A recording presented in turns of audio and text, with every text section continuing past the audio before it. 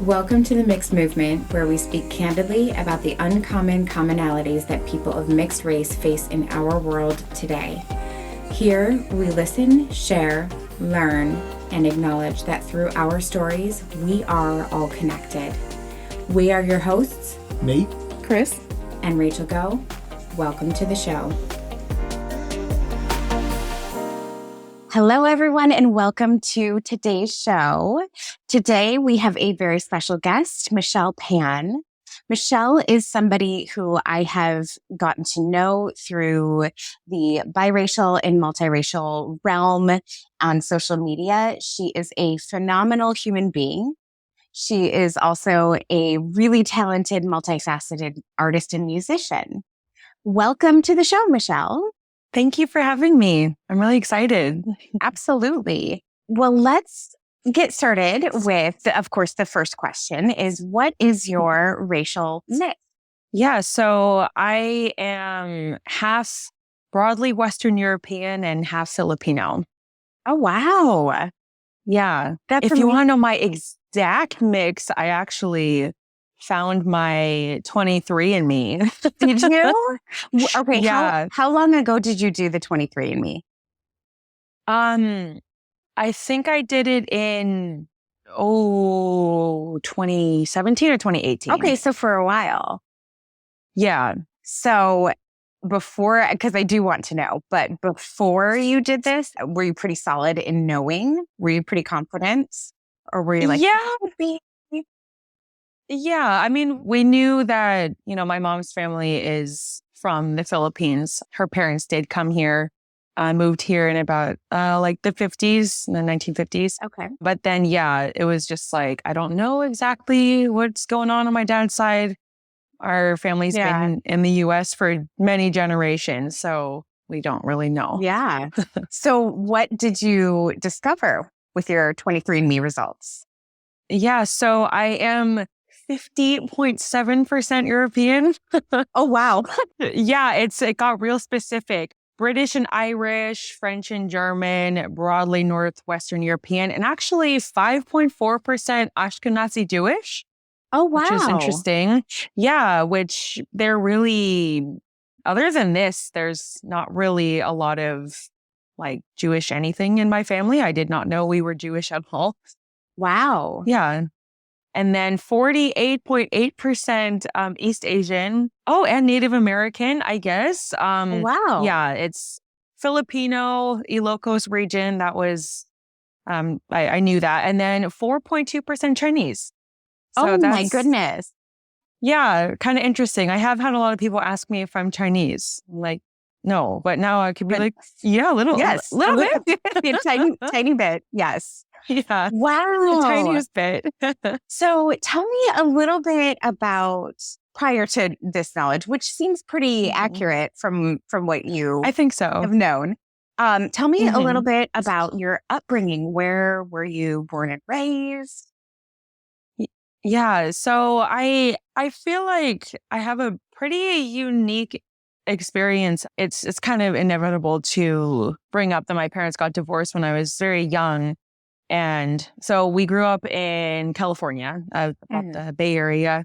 Yeah, my parents got divorced when I was very young. My dad remarried, and my brother and I actually, our parents had dual custody. So we went back and forth every day. Oh, wow. Which, yeah, it's very unusual. You usually hear like, oh, like a week at this house, a week at the other house. It was like Sunday, Monday, dad's house, Sunday, Monday, dad's house, Tuesday, mom's, Wednesday's dad's, Thursday, Friday's mom's, and then Saturday would switch off every week. So it was like exactly half. Wow.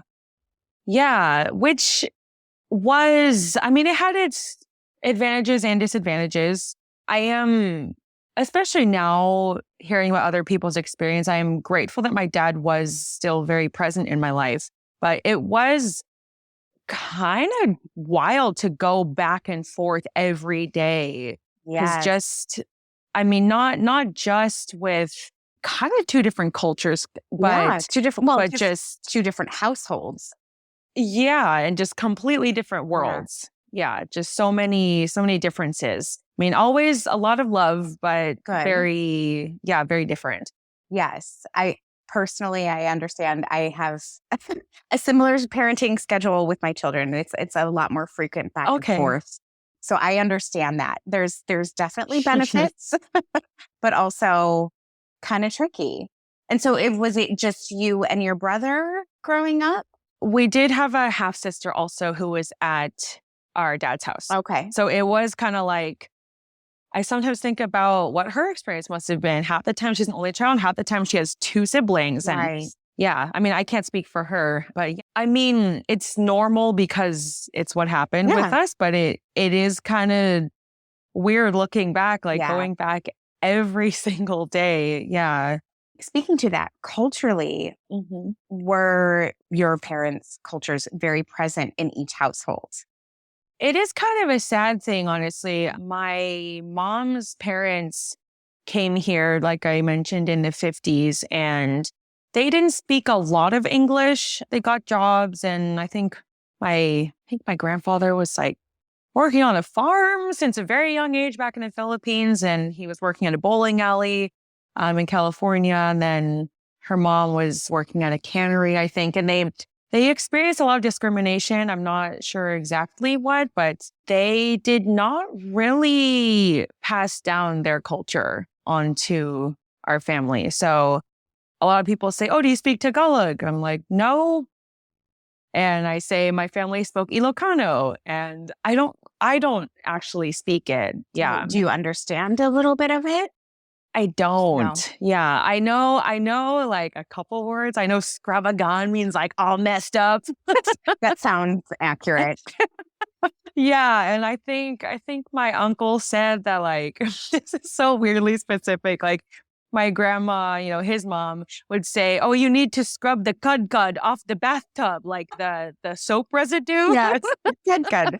So yeah, but other than that, I feel very disconnected from my Filipino culture. Yeah. Do you feel like they were kind of shamed in a way Oh, that they didn't want oh, to put for that on sure. you? I'm sorry. Yeah. Yeah. It is definitely something I'm like still kind of grieving. Yeah.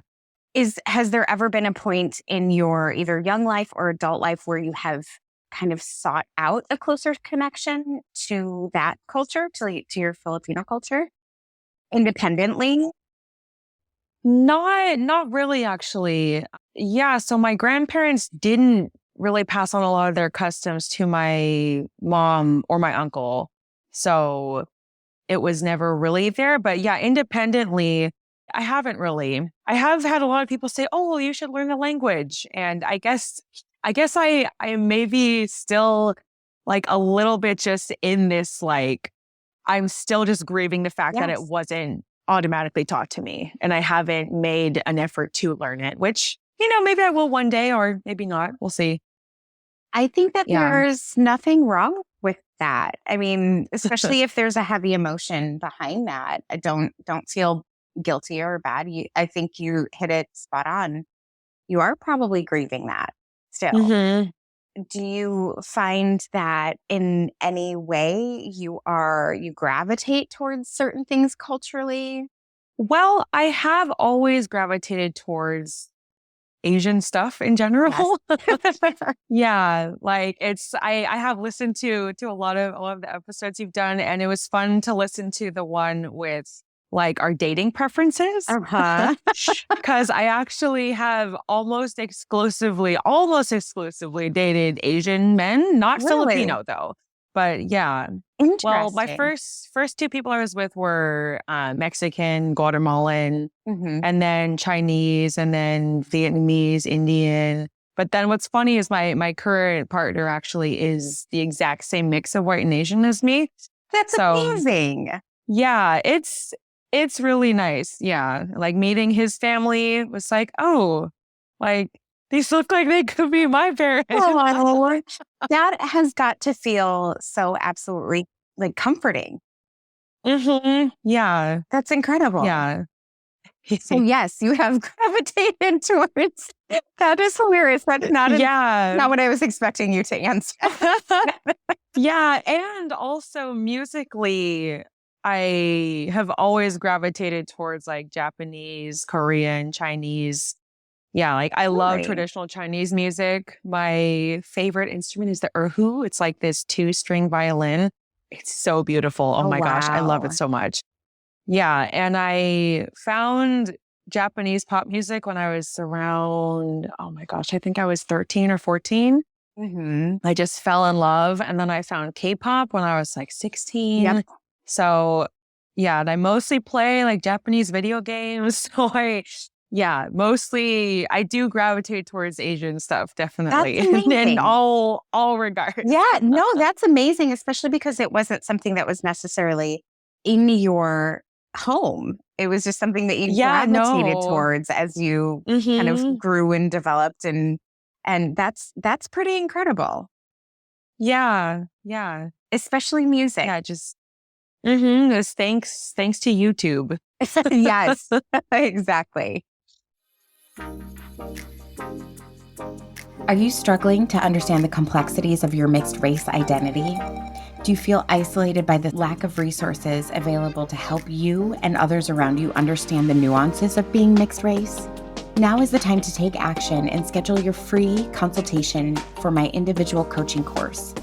In our time together, you will gain a deeper understanding of your unique mixed race identity and how to navigate the challenges you face. Here are just a few examples of what I have helped individuals just like you gain from my course. You will learn how to embrace and love every aspect of what makes you unique. You'll learn how to navigate complex social situations with confidence. And I have even helped many of my clients move out of areas where they didn't feel safe because they are mixed race. Don't wait any longer to gain the confidence and understanding that you need to live a more fulfilling life. Message me on Instagram at polished.velvet, on Facebook at Mixed Movement, or feel free to email me directly at coachrachelgo@gmail.com. And that's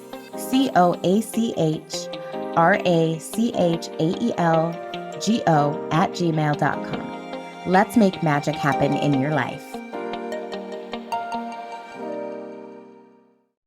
So in your father's household, do you feel like there was any cultural influences that you gravitate towards or find comfort in as an adult now?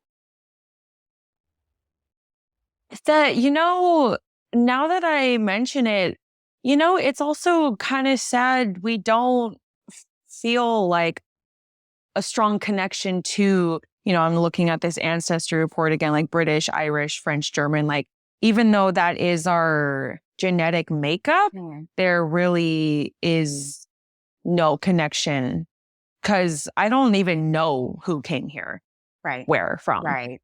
Like So, my dad's parents grew up here. Their parents grew up here right, too, like on right. the East Coast. Yeah. So Yeah. pretty much So mostly American. yeah. Yeah. And whatever that means, Yes, I still don't even know what that means. I understand that completely. Yes. Mhm. So, growing up, were you raised in a relatively culturally diverse neighborhood? That is the interesting thing. I think they were mostly white and Asian. Okay. Yeah. Do you feel like you had any unique experiences? I did feel like I never really fit into either side, at least outside of my family. That is one of the beautiful things about my mom's side of the family is that my uncle married a Puerto Rican woman. They were also with, I think, Mexican. They were married to Mexican people separately before they came together. All of their kids married people of other races. So on my mom's side of the family, it's all very mixed. So it's That, quite beautiful. that is nice. Yeah, but growing up, I feel like I knew I was different and also felt very different because I've always been like a very sensitive, like empathic kind of person, Mhm. feeling emotions very Yeah. deeply. That's kind of why I gravitated towards music. But yeah, I guess I can't think of any like really defining moments as a kid. Like, I feel like we didn't really talk a lot about it. Like, we didn't talk much about how we were mixed, or Right. it did kind of feel like both I mean, just all sides of me were kind of whitewashed. Yeah. I can relate to that. And I'm sorry. Yeah. Yeah. But it's refreshing to know that your experience growing up, you weren't picked on, or because I know oftentimes in Right. growing up mixed, a lot of us do get picked on. And so that's very reassuring. Yeah. What's kind of funny, I realized this a little more recently. I was kind of a big kid. Like I reached my full height when I was 9 years old. Oh, wow. So I was a big kid and I've always been like very like active and strong. And so I feel like I didn't get picked on because I was bigger than most of the other kids. That is hilarious. I mean, that probably holds some weight there. Yeah. I mean, there were some mean things that girls did in middle school, Right. but I never really felt like anyone singled me out because of how I looked. Good. Good. And you have Yeah. your brother. Is your brother older than you? Yeah. Yeah. My brother's older. Okay. And were Mhm. you two relatively close with one another growing up? Yeah. I mean, I like to say he's like my first best friend. Yeah. Yeah. That's awesome. You Yeah. had each other Yeah. too. Mhm. Yeah, Good. exactly. Going back and forth every day was challenging, but he was the constant. Like it was always my brother and me. Yeah. That's Yeah. that is extremely important. I'm sure as an adult you look Mhm. back and you're like, wow. Thank you. Yeah, yeah. I mean, we're pretty close now, even Oh, too. So good. it's great. Good. So, growing up, or even in your young adult experience, is there anything that in particular that you would like to share about maybe some of the challenges that you faced being mixed race? I do feel like, I gravitate more towards Asian things, but when I'm with Asian people, it doesn't necessarily feel at home. But then, when I'm with a group of white people too, it's also like I feel like the odd one out. Right. For some reason, this is kind of funny. This is popping up in my head right now. I haven't thought about this in a while. I remember watching a BuzzFeed video actually. It was like showcasing all these Asian people who were on various, I don't know what their roles were like in the BuzzFeed videos, but it showed people who were half Asian as well. And I just had this moment like looking at the video and I was like, wait, wow, she kind of looks like me. It was like, wow, that's like, it wasn't until that moment that I was like, I haven't seen anyone in media that actually does look like me. Yeah. Yeah. How old were you? Very early 20s, I Okay. think, or like late teens. Yeah. And it was a cool moment. Like, Yeah. oh, I always did kind of feel like, oh, am I Asian? Am I white? Like I felt weird claiming either one. But then seeing this video that was like, oh, look at all these Asian people. Oh, this person is half white, half Asian, but she still called herself Asian. I was like, oh, okay. I mean, I am both. Up until that moment, how did you identify? I would just check the other box. Yes. Yeah. Yeah. Or I mean, sometimes if I could choose, it would be like Asian and Caucasian. And then sometimes it was even like, okay, is it Asian because it's not main continent Asian? Is it Pacific Right. Islander? Right. Yeah. But if somebody, when you were 19 years old, walked up to you and asked you what your race was, Mhm. would you say one or the other, or would you say I'm mixed? Usually people would say like, oh, what are you? Yes, And I'd be like, we've all heard that. Yeah, I turn that around now. I'm like, what do you Yeah, think? oh, I love I that. make it, I turn it on them. I'm like, what do you think? Let's make this a It's game. my And favorite you game. can feel weird. Yeah, exactly. Yeah, but I think I would usually say I'm half Filipino, half Mhm. white. hmm And yeah, I think I did ask my dad many years ago. I said, okay, like, what kind of white are we though? He was like, broadly Western European. Like, this was over email. I don't know why I was asking him. Because I was like, what? like where Yeah. though? Where do we Like come what does from? that Yeah. mean? Yeah. Yeah. That is a Yeah. very broad answer. And I personally would try to dig a little deep too. Yeah. Oh, I'm okay. Another memory just popped up. In elementary school, we like made these like clothespin dolls, Uh-huh. like a little Yep. clothespin, and then we would color them with like string. And I remember I was like, oh, like I'm gonna do Filipino stuff. And I remember my stepmom on my dad's side was actually very upset that I did that. Yeah, Really? Do because you know I why? I do feel like there were just undercurrents of racism from my dad's side of the family. Yeah. Like it was never overt, but it did, like there were just little things that they would say every now and then, especially like my mom wasn't there, so they could just Say, say anything. And yeah. my brother and I are kids, so we're just like, oh, we're not really gonna question it. But yeah, like that, or like I didn't remember this, but my brother told me recently, like apparently our half sister was like crying one day and our stepmom sat us down, like, you need to stop looking so Asian in your pictures. What? Cause when we smile, our eyes squint a little bit. Like, yeah, right. It's just like, What? oh, yeah, kind of ridiculous. And I do kind of wish that could have been a teachable moment. Like, oh, well, they are your half siblings. They are Asian. But no, it was like, you need to stop doing this. You need Oh to my stop goodness. looking like the other side that you are. And so I do feel like I have had some internalized shame, honestly, around both sides of my family. It's like because I'm so disconnected from my Filipino culture, I feel like I can't really claim it. But then having that kind of very subtle racism, but then also like, I don't know, like a little bit of white guilt too. Oh, I Yeah, I it's am so confusing. sorry. It is confusing. That's extremely confusing and Yeah. pretty darn hurtful too. Yeah. Yeah. I Do mean, you do you feel like that, yeah.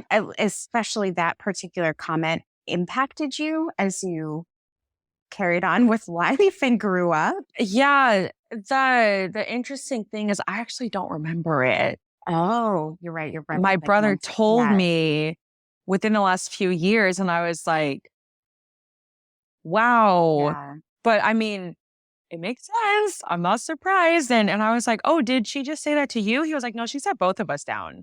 I was like, Oh my goodness, she sat you down. Oh my wow. gosh, she sat you guys Because our down, sister was like crying, crying. like, oh, they look Asian. Like, I don't know what went down. That's so That's weird. so strange. Is there any other memories that you can think of that you felt a little bit targeted by your own family members for your racial mix? I mean, just getting a little deeper in that dynamic, I do feel like I don't know if there were racialized, I don't know, feelings within my dad's side of the family, but I did always feel like responsible. Like if my mom did something, it's like, oh, like it felt like it was my fault. Yeah. I don't know if that's because of the race thing or Mhm. just because I was always people pleasing and always wanted to step up and take the blame and could feel when people were upset. So I would Yeah, like try to drag it out of them. Yeah. I'm not sure. that's Yeah. I personally am doing doing a lot of work about being mixed and how that has kind of led me to be a people pleaser because of that Right. feeling of not belonging. So, Mhm. especially as a child, you develop this behavior of wanting to win people over Yeah. Oh, to definitely. belong. Yes. And I also am extremely empathetic. And so I can feel that. And I'm so sorry. Because it does shift things in the way that you show up with your own family, Hmm. Yeah, which is definitely. really uncomfortable. when you think about it. Yeah. Yeah. I mean, I did feel a little bit of just downright hostility Did you? from my dad's family towards my mom's. I mean, the basis of it is that my mom and dad divorced and then my dad remarried. And it did sometimes, like looking back, especially, it did sometimes feel like my stepmom felt like she needed to prove something, like she won, you know? And Yeah. that, And because I look a lot like my mom. do you? So yeah. Yeah.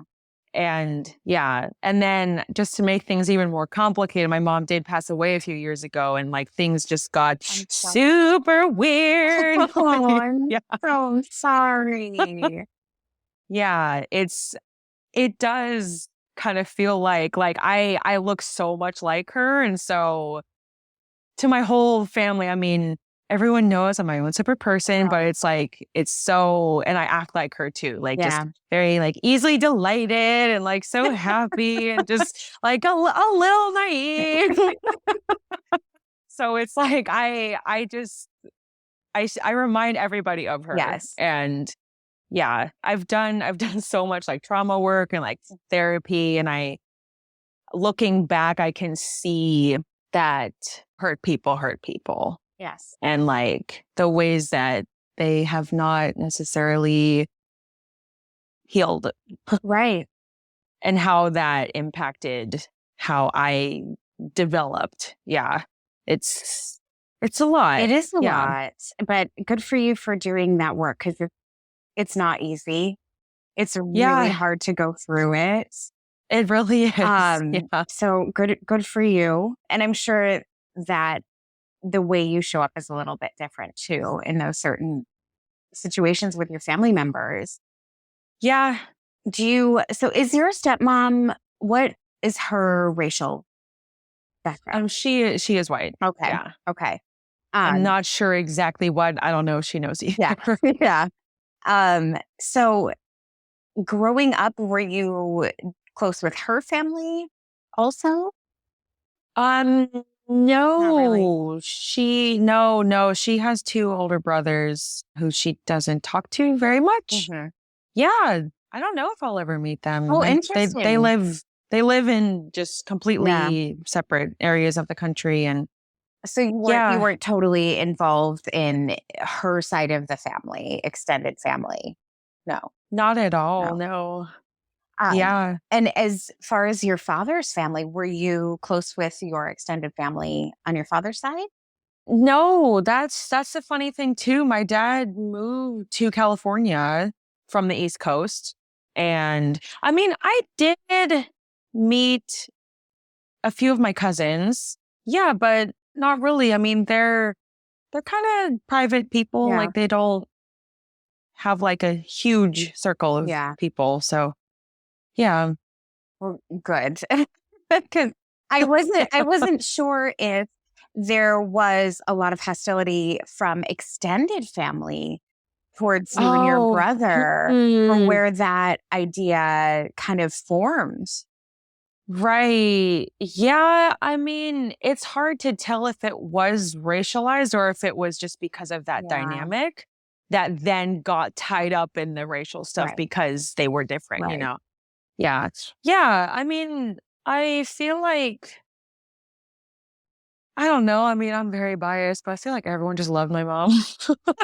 I can't I can't remember like my aunts and uncles and cousins on my Yeah. dad's side ever having anything bad to say about her because they did know about it. Yeah. They met her, but yeah, I mean it's like I feel like you really gotta be a heartless person to not like who my mom Right.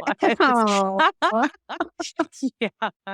that's amazing. That's wonderful. Hmm. So, navigating life, do you feel like there has been a major benefit to you being mixed race? I do feel like I'm more memorable I love because I don't that. really look like other people. Yeah, since I actually I moved to New Orleans just last year to go to grad school for music therapy.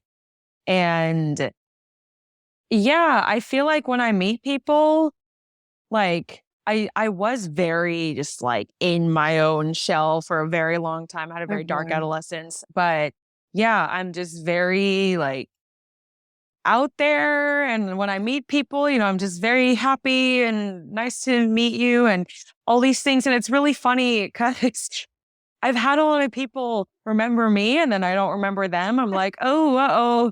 But then I'm like, Whoopsie. oh, right. Yeah, I'm like, I mean, it's kind of cool because I do look not like a lot of people. I Yeah. mean, mostly in New Orleans, it's super diverse, but it is mostly Black and white people. Mhm. There's a few Asians. When my brother and I first, he helped me move across the country. It was great. When we got here, I was like, oh, look, there's an Asian person. Oh, there's another Asian person. I'm like, oh, they exist here. We're not the only Hey. ones. Yeah, but I also, it's like, it was funny saying that, but I also didn't feel like I was not going to fit in or anything because I was like, cool, like, Yep. I'm just going to be a Yourself. little more, yeah, myself. And I do feel like people tend to remember me. So that's Yes. kind of fun. That's amazing. I love your answer, by the way. I'm memorable, and it's true. You are. Mhm. And it shows. Do you feel like since living in New Orleans, you have become more yourself a little bit? Oh, definitely. Really? Yes. Yeah. I was talking with my life coach about this actually, that moving here did give me like a clean slate in a lot of ways where I went through a pretty huge transformation about 6 years ago, but I didn't make a lot of new friends in the time since then. So, um, all my friends that I had before, knew who I was Yes. pre Yes. that whole thing. Yes. Yeah. And then now that when I moved here, it's like, oh, like people can just know me as I am right now. That's pretty interesting. Do you Yeah. feel, were you in California before this? Oh yeah. Okay. I lived there for the first 30 years of my Okay. life. Yeah.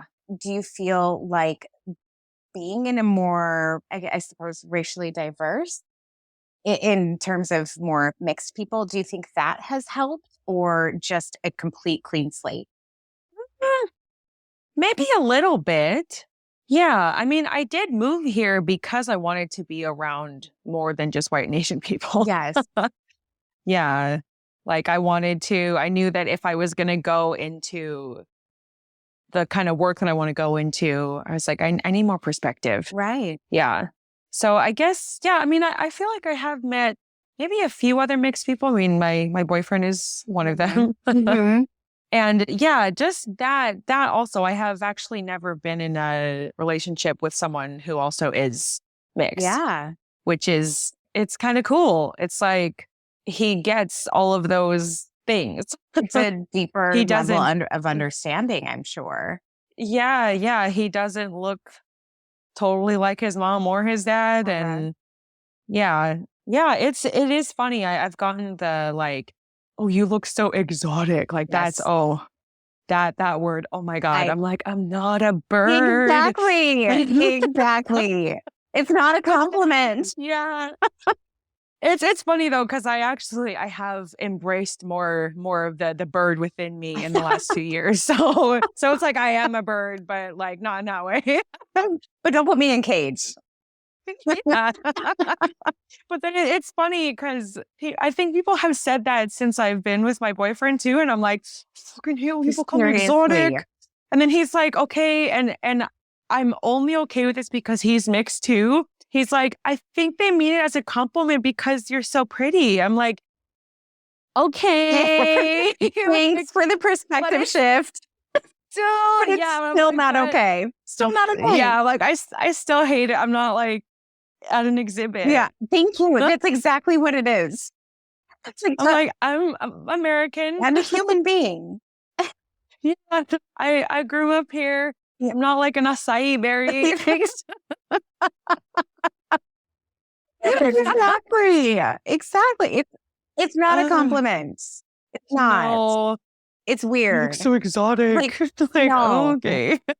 No. I picture, early 1900s people who go to Africa and go hunting and come back with these crazy creatures that they found. And that's us. Yeah. And It's us. it's not cool. No. So you mentioned your work that you're getting into. Mhm. Do you care to share Yeah. a little bit more? I'm very intrigued. Oh my goodness. Yeah, I'm so excited. So my undergrad degree is actually in composition. So I write music. I have lots of music on all the platforms. Yay. Yeah, that's under a different pseudonym, which I guess I could share that. Yeah. It's Falori, Falori-I. So Is that an yeah, instrument? it's oh, I just made it up. Oh, It's a it sounds weird thing I beautiful. made up when I was like 12. It's Yeah, I beautiful. don't know where it came from. Yeah, Faloria. I don't know. I mean, maybe that's part of it also, like just being mixed and like I've always liked to play with words and Mhm. I don't know. It's I don't know, my family has always been into words. But yeah, so I've been writing music for a very long time. And then I was actually a music teacher for about 7 years. Yeah, Wow. that was great. I loved it so much. And then my mom passed away actually like 2 weeks before the pandemic shut down. Oh, So wow. it was like she got sick, passed it. It was so fast. Yeah, that was crazy. But yeah, then everything shut down and it really made me think like, like who am I? Yeah. Like what do I like what is my purpose in life, Yeah. I one day will die too. Like that's just what it is. And it was like, okay, like how can I really utilize my skills? Yeah, and I had loved teaching and I'm actually still teaching now. Like I love it so Oh, much. good. Just connecting especially with kids over music and Mhm. like giving them this space to just be like a weird kid, Yes. which It's so like I important. love that I can do that. Yeah. Yeah. I love that I can give that to other kids. Like I feel like my mom did that for me. My parents, like other parents, not as much, but Yeah. my mom just let me be her little wild Yeah. child. Yeah, but so yeah, it was really after she passed away that I was like I felt like I had more to give than just teaching, which I mean, I love teaching. I think it's a great job, but I was like, I think I have a little bit more that I could be doing with my skills. So I picked up guitar. I started learning it because every music therapy program was like, okay, piano, vocals, guitar, vocals, guitar. Mm. I was like, great, I can play the piano, I can sing. I guess I need to learn guitar. So I've been learning guitar for a few years. And yeah, I was looking at different music therapy programs. Like it had been on my radar for a few years. But then when I saw the one here in New Orleans, I was like, okay, like I love jazz. It's such a different place in the Yep. country. It's in the South. I'd never even been here before. I'm like, let's go. Like, I'm going to go. Yeah. Yeah. And you had mentioned you chose New Orleans because of you wanted to be more exposed to different Mhm. races and different cultures. And so Yeah. with music therapy, is there a different facet or one facet in particular that you want to go into with music therapy? Or are you kind of Um, like, we'll see where it takes me? both. Okay. Yeah, I'm about to start my internship at a hospital in Baton Rouge. That's going to start in January, which I'm stoked about. I'm so excited. It's also going to be super intense. But yeah, like you said, I am kind of like, we'll see where it takes me. Mhm. But I also would like to work with families. I would love to work with parents and young kids, like separately Yeah. together, like kind of do therapy sessions with like the kids more expressive, like, oh, let's like talk about your feelings, but then also with parents, like expression, let's talk about your feelings. And Yeah. also, like what kinds of things happened when you were a kid and let's process that so you don't pass it on to your kid. Yes. You're learning how to do that through music. Yeah, it is kind of funny. I guess I don't know a lot about the research with Mm. families, but it's more of like I feel pulled towards that and I will just make it myself. Because I have had a lot of supervisors say, oh, there's maybe there, I don't know if other, like, if people are going to be into that. It's like, okay, well, I don't know yet. Who knows? I You know, think that you're onto something. I think so I too. think you are. Yeah. You might be the one who begins this study and this research, Yeah. especially if it's something that you feel a really deep calling to do. Yeah. I mean, music was my first therapy. Yeah. Yeah. I mean, I have more recently realized this, that my brother and I have always been very close. And it was actually when he went off to college that I started writing music when I was like 12 or 13 and he was like 18 and went off to college. And I was just playing my keyboard and I just started messing around. I was like, ooh, I don't know what's happening. I've never played this before. This is kind of cool. I just kept playing it over and over. And I was like, oh, I want to show my brother. And it became this like, he would go to college, he would come back and I'd have something new to show him. And it's like that. Well, it was like a connection, bonding. Yeah, totally. That's beautiful. And he does his own music stuff too. I mean, we're like completely opposite when it comes to like what we do with our music. I'm more like singer, songwriter, playing the piano, like more like low key, jazzy. He's like a drummer in a punk band. He has a mohawk. Like, that's amazing. Yeah. That is amazing. Yeah, like their lyrics are like obscene. It's funny. Yeah. That's incredible. Yeah. I think that is, and I did mention this, it kind of came to light in an episode in season 1 where being mixed race, a lot of us have fallen to the punk rock category. The people who didn't feel like they fit in, a lot of mixed race people did. I was one of them growing up too. I was definitely into punk rock. My first band that I ever saw was Guttermouth in downtown Chicago. Oh my God. Amazing. It's so ridiculous. I mean, and I have green hair right now, so whatever. It's still in me.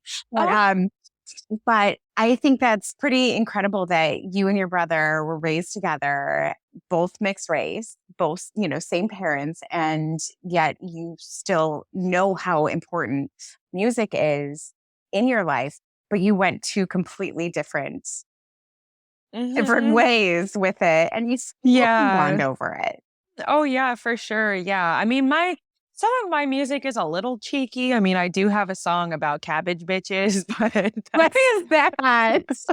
Oh no. Please send it to me.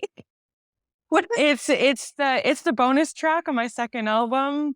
It's like, I like to tell people that my second album, it's called Love Letters to Myself. Okay. So it's like half very like raw and vulnerable, just so emotional, and then half just like super cheeky, just like self-aware, tongue-in-cheek. Like, love it. One of the other songs is called Woogly Noodle. Like, it's whether, I mean, that one is more deep than you would expect, because it's like I have all these like pasta analogies, but I'm also, it's more about like me trying to be flexible with my expectations of how other people are going to be. Like, wow. Yeah, that's amazing. Yeah, it's like it's goofy, but there's there's layers. Serious, yes. That's incredible. Oh my goodness. I cannot wait to listen. You're gonna have to share that with me. It's just saying. Yeah, I'm proud of it. And my next release is gonna be in a few weeks. Oh, yay. Oh, I'm so excited. It's actually so relevant to some of the stuff we've been talking about. The title is Treats, Trauma, and Trust. Yeah. So it's like, there's like treats because it's like, ooh, I'm improvising and it's like so beautiful. Yeah. And there's trauma, like the 2 books I mentioned when I was interviewing you on my podcast, The Body Keeps a Score. Yes. That one I was very moved by, and I sat down and just improvised this piece, and that's going to be on the EP as well. And then another one where I was reading my grandmother's hands, and that was also very wow. Oh, that one really, like, I could feel it in my bones. Yes. Like, it really deeply affected me. And I also did a very intense piano improvisation for that. So that's on the EP as well. Yeah. So it's a lot of just like, I mean, like, my boyfriend helped me take some pictures this weekend, like for the EP. Yeah. And it was like, I just ran with this idea of juxtaposition of, I feel like it's all kind of tying back to being mixed race, like just this juxtaposition of like treats and trauma, like I have like candy and flowers and then like knives and fire. Yes. And Yes. it's like this whole like creative, beautiful mix of all these things. Beauty and pain. Yes. Yeah. Yeah. It's pretty cool. That's amazing. And good for you for pushing yourself, for finding this outlet and creating something beautiful. Yeah. Yeah. I am calling in more collaboration also. Like, I feel like, especially like I took this psychology of music class last semester. We talked so much about how music is so communal and like cultural. And I was thinking like, wow, it has been such a private thing for me for most of my life. Like I would just sit in my room, compose on my keyboard, maybe show my brother and my mom. Like I didn't show my dad's family what I was doing. And I would just be like journaling. I mean, I did at some point. They know I write music. Obviously, I got a degree in it, but yeah. But it was and something super close to you. Right. Yeah. And just, it was the way that I could deal with all of my very, very volatile emotions. Yeah. Michelle, that's beautiful. Thank you. Thank you. I have one final question for you. What is the legacy that you would like to leave behind? It's like, I knew that was coming. I knew that was your last question. I knew that you knew that too. I'm like, oh no, it's time. Yeah, it's like I have such a huge, grand vision for like, I have so many projects I'm doing and I would love to just leave this huge imprint on the world. But I just want to be a beacon of light and love for the people that I interact with. Like that's really all I can do, and if that comes through in my projects and if other people are able to, that I can't see, that's great. I had 8 listeners on my Spotify last month. Heck Pretty cool. That's amazing. One of them was probably me. So I'm just curious who the other 7 are. Listen to my own music. But yes, heck yeah, as you should. Yeah, but just a legacy of love and just light. Kind of like my mom was, like just I want to be a big hug wherever I go. I feel like you're doing that in everything that you do and every step of the way. Keep doing what you're doing. I feel it in my soul that you are going to do amazing things for many people. Thank you. Thank you, Michelle. Thank you all so much for listening to today's show. Michelle has so much going on and she's doing such amazing things in the world. And I would like to invite you to follow her on her platforms. You can find in the show notes below this episode her link to her Instagram, her Spotify link as well for her music albums. And she does have a podcast that I also was a guest on. We didn't really talk about that much in today's episode, but you can find her podcast, Wise Not Withered, on Instagram, and her website will also be listed in the show notes below. Thank you again for listening. See you next time. We hope you enjoyed today's episode. We want to be here for you, and we can't do what we're doing without your support. Please hit subscribe, and to stay up to date, head on over to mixedmovement.com. That's MIXDMOVEMENT.com to stay up to date with news and more. We are the Mixed Movement. See you next time.